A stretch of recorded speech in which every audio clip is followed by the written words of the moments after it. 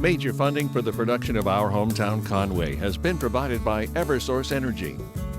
Additional support provided by Conway Scenic Railroad, Cranmore Mountain Resort, Leone, McDonnell and Roberts Professional Association, Certified Public Accountants, Memorial Hospital. Also, and by viewers like you. Thank you.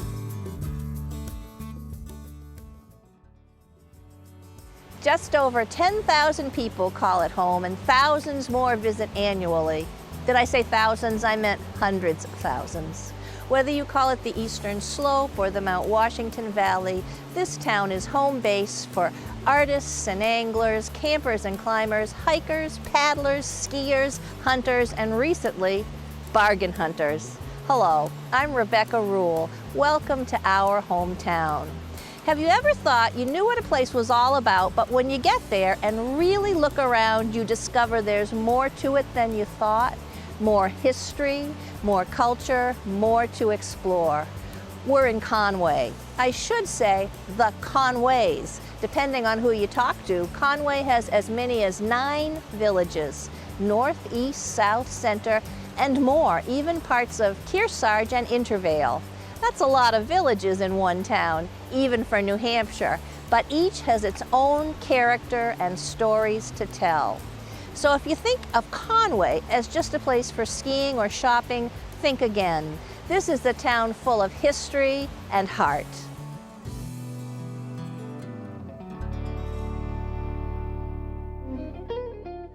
One of those villages is called Redstone. It might just as easily have been called Greenstone. The work that was done here, beginning in the 1800s, has had a lasting impact on building and architecture far beyond the boundaries of the Granite State.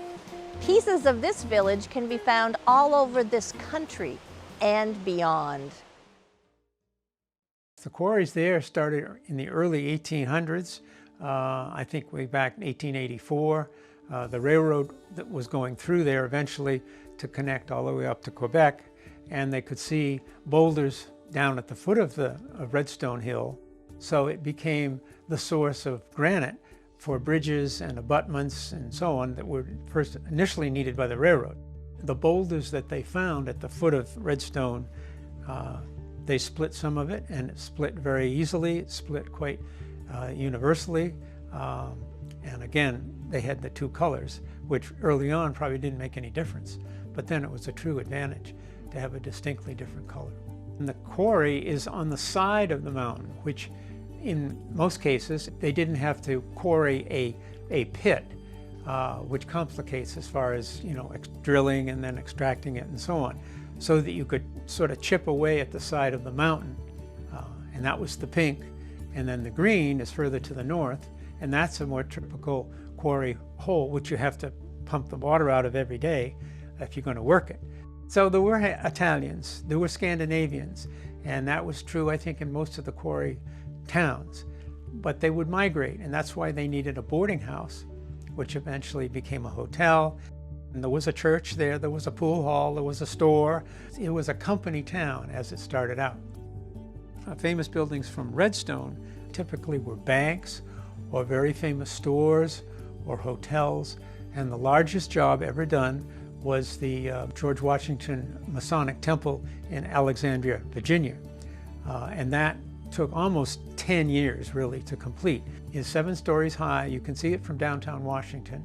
It's got green columns, polished columns. I think there's over half a mile of steps alone. World War II came along, and granite was considered a luxury. So again, most of the granite companies I know of became war plants, and that included Redstone. Then after World War II, it was the criminal courts building in New York City had an addition, and the architect specified Conway green, and so they quarried 24/7. That's the end of any quarrying there. The state now owns the property. In fact, there are trails in there. There's a Swenson Trail. I used to take 4th graders from the Conways because the history of New Hampshire is in the 4th grade curriculum in the public schools. So I enjoyed that very much with 4th graders and some older classes. Kids love trains, and so do a lot of adults, including me. Very often, the railroads played a big part in the history of an area, and Conway was no exception. But when the highways came in, a lot of trains disappeared. Thank goodness the train lovers did not. My dad was always good for picking up brochures, and he went ahead and picked up a brochure for the then newly formed Conway Scenic Railroad. And he said, "Hey, you want to go, Dave?" And of course the answer was yes, because I was just always loving of trains ever since I was a little tiny boy. So we drove down, and unfortunately we missed the last train of the day. So I guess the look of disappointment on my face is pretty big. So my mom and dad actually made a decision to stay overnight in the car so we could take the train the next day. And to think about it, that I was a little boy with a family that couldn't afford a motel room, and then years later to actually be able to buy the Conway Scenic Railroad. It's like the American dream come true. You know, I've got to really give a tremendous amount of credit to Dwight Smith, because he was a true visionary. He was kind of like the Walt Disney of the Conway Scenic Railroad. The Boston to Maine Railroad was running a special snow train once a year to North Conway from Boston. Most of the people on the train went skiing. A few of us die-hard rail fans hung around the station area. And I was amazed at what I saw. That beautiful 1872 railroad station was a bit run down. It was, it's been closed for quite a number of years and didn't look very healthy. But also there was a roundhouse there, a turntable, a freight house, a section house, and beautiful mountains in the background. Looked up in the phone book and found the two owners, called them up, and I said, "I'd like to have a meeting with you." That was in 1968. We ran our first train in 1974. 6 years coming back and forth between Portland, Maine and here every weekend with an army of volunteers who started doing work around the property, but we didn't own it. And the Boston, Maine, we asked them how much will it be for the tracks. We owned the buildings, but not the tracks. In the meantime, we already started running trains. We didn't own the tracks. A lawyer from the Boston Maine Railroad, he came up with the deed, and I handed him the check. And just then the train rolls into the station. And he says, "Wow." I said, "Yes." I said, "We just started today." We've been running for several months. The day we sold our first ticket, all those volunteers went on the payroll. The rear 1898 parlor car is named the Gertrude Emma, which is my wife's name. And every time relatives, her children or her grandchildren or her great-grandchildren arrive on the scene, they get a free ride in the Gertrude Emma. I say to the ticket office, I get some more family members here who knew Gertrude Emma. And they're very good about it. The current owners treat me like I was part of their team. Without his vision, it wouldn't have survived. It might have been part of a hotel complex, and the rest of it would have just been demolished. So we have something that needs to be cherished and cared for many, many years to come. I can't think of a better place to live, and I can't think of a better thing to do with the rest of my life. The next owner of the Conway Scenic Railroad might be that little boy or that little girl that's on the station platform. We spoke with a lot of the good folks in Conway, and they had many stories to share. But one bright thread ran through all the stories we heard. The people in this valley take care of each other. Kindness, generosity, just helping out when help is really needed. This truly is a valley of giving. Jen's Friends is an all-volunteer organization since 1998. We fundraise for cancer families in the Mount Washington Valley. It's been named after Jen Hill, who was a native to the Mount Washington Valley, grew up skiing on Cranmore, went to UNH, came home and worked in the Forest Service, was diagnosed with a glioblastoma. It was her brothers who, some of their fraternity brothers got together, and they just wanted to do something for the Hill family. They were all volunteers. They were all students from UNH. Everything that they used up in the Mount Washington Valley was donated the space for their meetings. Mount Cranmore donated the space to climb. They figured they would climb Mount Cranmore, raise money. And they raised, I think it was about $40,000. And they did it in September. Jen passed away in November, but that became the seed money for Jen's Friends Cancer Foundation. And then all through the year, we do Dine to Donate, a lot of in memoriam gifts. People have yard sales to give us money. We make it. So we've given $3 million back to our community. Since its inception, we've helped 400 families, over 400 families. I bet there isn't a person in the Valley that doesn't know a family that has been helped by Jen's Friends.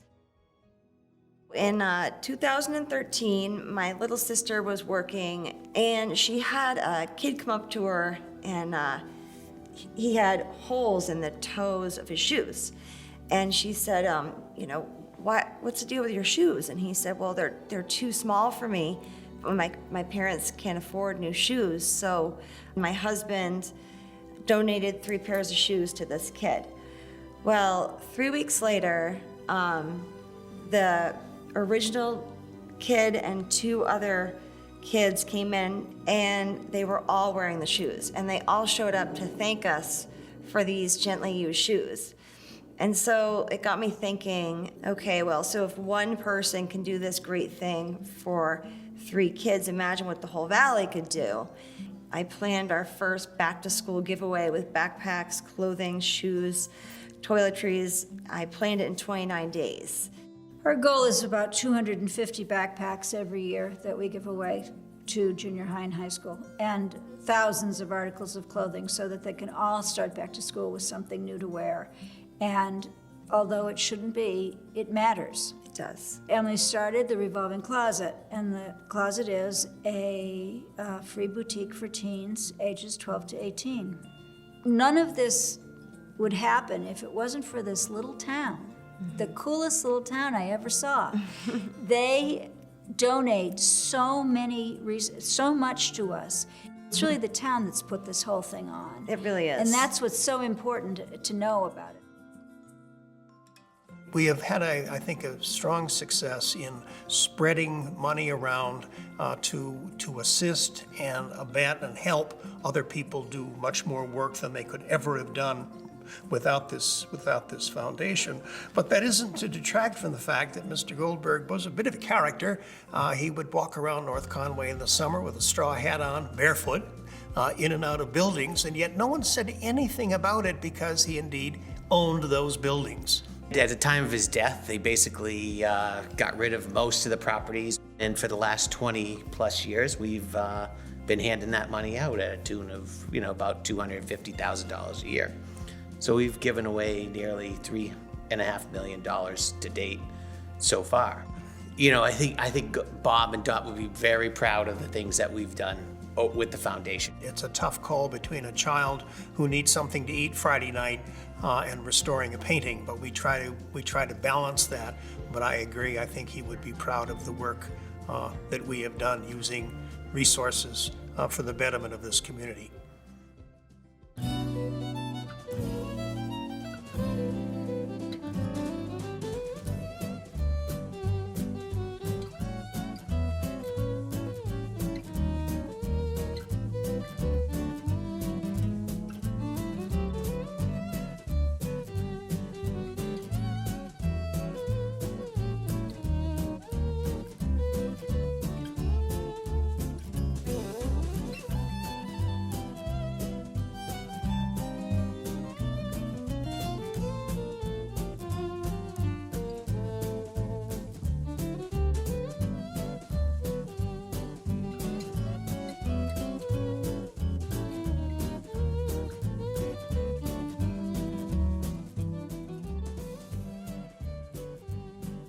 You may think Conway, skiing. Obviously, a lot of folks do, but there's more to it than geography and climate. A tradition of world-class skiing and skiers begins with an idea, innovation, and sometimes a little help from the very best in the world. Story really begins in January of 1937. Gibson living in New York. wanted to come up with his family to spend the New Year's holidays up here in North Conway. But it turns out that his young adult daughter was interested in getting into skiing, and the only available skiing was up in Jackson, the village of Jackson. And so he was a little bit surprised to see that she took a room in a small inn up in Jackson. Well, Gibson felt and was determined to make North Conway the center of what was then being called the Eastern Slope region.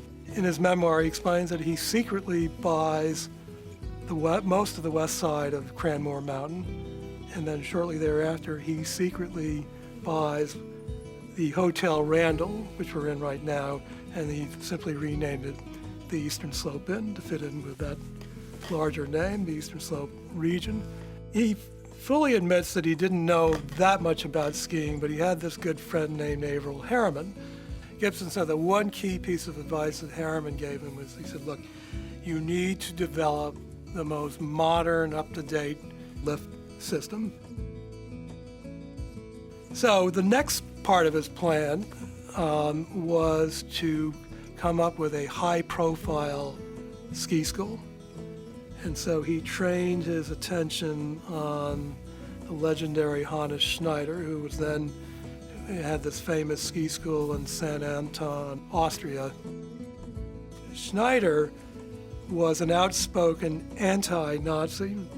So they get out of there, they sail across the ocean into New York Harbor, and to great fanfare, Paramount Newsreel was recording their arrival and everything, and then the next day they board the Eastern Slope Express to come right up here to North Conway, from which they disembarked, and there became the famous scene of them getting off, and they get this royal reception from all the locals as the arch of the ski poles that Schneider and his wife and Harvey Gibson walked under. And you see the railroad station you see today is in the background, and that is in these parts considered to be an iconic photo of North Conway and, for that matter, skiing in New England. So Gibson did a lot to develop Cranmore. He did everything to make this a vibrant year-round resort hotel. And he said, I just did it simply for the benefit of, as he called it, the little village of North Conway, and thus to add to the prosperity of those who reside there. Sometimes a good idea from 100 years ago might be just what we need now. Revive it, reframe it, renew it. A perfect fit. Arts and commerce. The redevelopment of the Baldock block shows the power of a shared vision and how support from all corners of a community can create a vibrant center. The building is called the Baldock block because Leon Baldock built that whole structure in 1931. He had a wonderful movie business going at a small building around the corner. And right there at the height of the Depression, Leon Baldock, who was still a pretty young man, built this 17,000 square foot building on 2 acres of Conway Village. It was on a site where a building had burned down about 10 years before. And in so doing, he saved the village from the Depression, because when he constructed this building, he put his 400-seat movie house into it. He put 4 retail storefronts into it, and he put 12 office suites upstairs. So under the one roof of the Baldock block, many businesses weathered the Depression years. So when Mountaintop Music Center needed more space, and that place was sitting mostly empty and for sale, just the upstairs alone is twice the size of our current building. We could double our space for teaching and learning. We could have a performance venue. We could have ample parking. We could be right in Conway Village, which is where we knew we needed to be. And we would have these retail spaces that have been sitting empty that we could bring back online as an economic driver for Conway Village. It was going to cost just shy of $3 million. We thought, okay, that would be the largest capital campaign that a nonprofit has ever run in this region. We looked at that building and we thought about Conway and how good this community's been to Mountaintop, and we thought about how that building could return the favor to the community, and of course, a piece of historic preservation. We launched the $2.8 million capital campaign, and we raised it. I love to say that. We raised that money. As a matter of fact, we've raised a little bit more money than we set out to raise. So this community really believed in our vision. This year we will be starting our September educational programs in the new building. The storefronts will be available for lease, again, starting in September.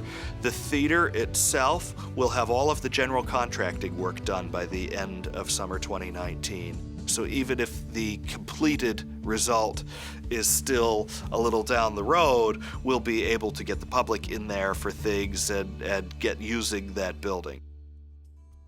Listen with your heart. Imagine, create, preserve. History is too often the story of what used to be, what has been lost. But sometimes it's the story of what has been saved. Sometimes it's the story of a community that recognizes what it has, does its best to preserve it, and builds from there. My family's been here for a number of generations. I still find people that were born here in the valley that belong to my family that date back into the 1700s. My great-great-grandfather was one of the builders of the covered bridges in the valley. We still use the one over the Saco River that he built in 1890. It was Charles Broughton. He was assisted by his son, Frank. And it's kind of fun to go back to these bridges and visit, see how they were built, that they were still standing. They've been maintained well by the state of New Hampshire, which is a great thing to keep our history of the covered bridge here with us. So I think that's a fun thing to find. There's another bridge just up above it, which is across the Swift River. That one is foot travel now only. And we have other covered bridges in the area. Another one, the Honeymoon Bridge in Jackson. Charles and Frank built that one in 1876. It's kind of a neat thing to be able to stand in the Saco River and fish in the shadow of a bridge that's been there since 1890 that your family built. And take a little pride in it still. Yeah. Some of the tours I've done with folks in the White Mountains, I take them to the covered bridges, I take them to places my family was involved in. And I don't tell them when I first get there who built the bridge. And sometimes they think the bridges may be haunted or whatever. And they said, what do you think you would hear when you were in this bridge at night? I said, you'd hear my great-great-grandfather telling the measurements that the next beam's got to be cut. So, again, imagination can lead you a lot of places. And one of the big things in growing up here, my grandmother instilled things in us like to explore with your imagination. Create with your hands, that was a big thing, and to listen with your heart. And when you do that, and you can take in all this history, it doesn't leave you. It just kind of rattles around in you, and every once in a while parts of it come out. It's kind of nice. Conway is still in a sense, small town, White Mountains, New Hampshire. Still, there's good people here. People are willing to help each other. And that's part of the community. That makes the community, pulls it together. A lot of folks have moved here. You can't blame them. You look at what's available to them. Whether you like snow or not, it's beautiful. It is beautiful. And probably I've never lived more than 8 miles in a straight line from where I was born. And some people say, well, you haven't seen the world. No, but the part that I've seen is pretty nice. So that's what it is. Thanks for joining us here in Conway. This cool little town showed us what community really means, turning 3 pairs of shoes into an army of volunteers, or an old movie house into a center for culture and learning. The granite here endures. The trains and bridges carry us forward while reminding us where we come from. Thanks to the many residents who stepped up and sat down with us to tell us their stories. We're able to show only a few of them in this program, but all the stories we collected will be online at nhpbs.org/hometown. Visit us, and visit Conway too.